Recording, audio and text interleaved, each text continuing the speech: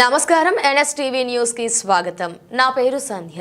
ఇక వార్తల్లోని ముఖ్యాంశాలను ఇప్పుడు చూద్దాం. దేశవ్యాప్త సార్వత్రిక సమ్మెలో భాగంగా గురువారం రాజంపేట R&B బంగ్లా నుంచి పాత బస్టాండ్ వరకు ఏఐటియుసి సిఐటియు ఆధ్వర్యంలో భారీ ర్యాలీ నిర్వహించారు.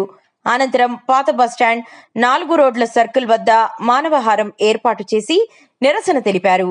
ఈ సందర్భంగా సిఐటియు జిల్లా ఉపాధ్యక్షుడు చిట్వాల్ రవికుమార్, ఏఐటియుసి జిల్లా సహాయ కార్యదర్శి ఈ సికందర్ మాట్లాడుతూ కేంద్ర ప్రభుత్వం ప్రవేశపెట్టిన 4 లేబర్ కోడ్ల అమలు ప్రక్రియను వెంటనే రద్దు చేయాలని డిమాండ్ చేశారు. ఈ కోడ్లు అమల్లోకి వస్తే కార్మికుల కనీస వేతనాలు, ఉద్యోగ భద్రత దెబ్బతింటాయని, తమ హక్కుల కోసం ప్రశ్నించే అవకాశమే లేకుండా పోతుందని ఆందోళన వ్యక్తం చేశారు.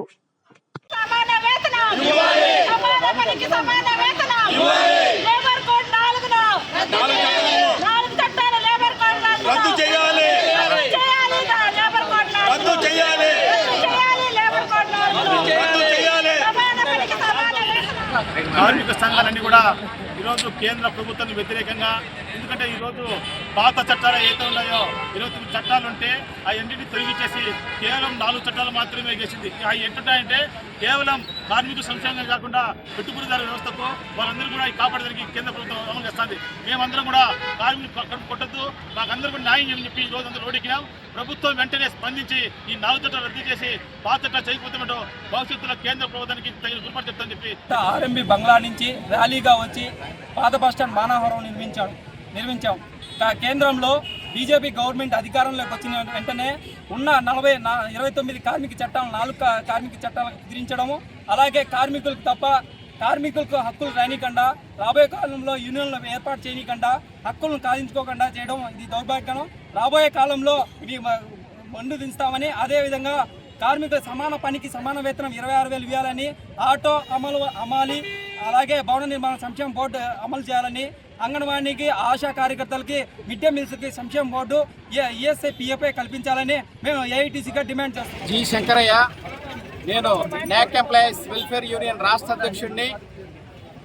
మేము వైఎస్ఆర్టీయూసీ అనుబంధ సంస్థగా ఏర్పాటు చేసి ఏదైతే సంస్థ ఉందో ఈ భారతదేశంలో ప్రతి వ్యక్తికి కూడా కొన్ని హక్కులు అనేవి ఉన్నాయి. ఆ హక్కులను కాలు రాస్తూ ఈరోజు కేంద్ర ప్రభుత్వాలు తీసుకున్నటువంటి కార్మిక వ్యతిరేక చట్టాలు ఏవైతే 29 కోడ్లు ఉన్నాయో, యాక్ట్స్ ఉన్నాయో, వాటన్నిటినీ కూడా ఈరోజు భారత ప్రభుత్వం కార్మిక వ్యతిరేక విధానాలను అవలంబిస్తూ వాటిని 4 లేబర్ కోడ్స్గా తీసుకురావడం జరిగింది.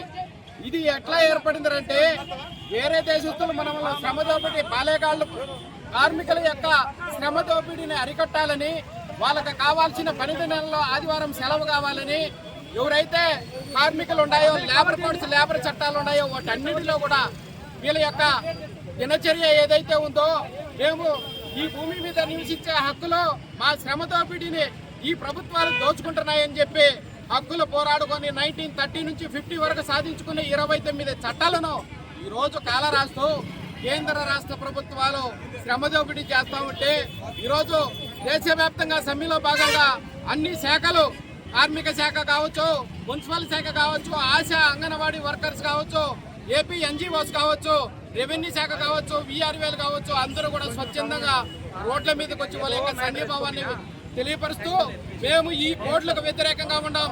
ఇప్పటికీ అమలుపరిచినటువంటి వాటిలో కేంద్ర ప్రభుత్వం ఏదైతే ఫిట్మెంట్ 25%, 22% ఇచ్చిందో వాటన్నిటిని కూడా మేము పొందలేదు.